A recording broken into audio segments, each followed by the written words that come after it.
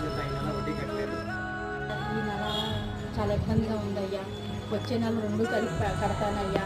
ఇబ్బందిగా ఉంది, ఈ నెల ఆపానయ్యా. నువ్వు కలిసి డబ్బులు అయితే తీసుకుంటారు కానీ వడ్డీ కట్టరా? అయ్యా ఈ నెల చాలా ఇబ్బందిగా ఉందయ్యా. పిల్లడు పాలు కూడా లేక చాలా ఇబ్బంది పడుతున్నానయ్యా. ఒక్క నెల ఆగండి, వచ్చే నెల 2 కలిపే కడతానయ్యా. ప్రతి నెల కడుతున్నాను కదా, మీరు అర్థం చేసుకుంటారనే కదా. ఏంటి డబ్బులు ఉంటా, చేతిలో డబ్బులు ఉన్నాయి?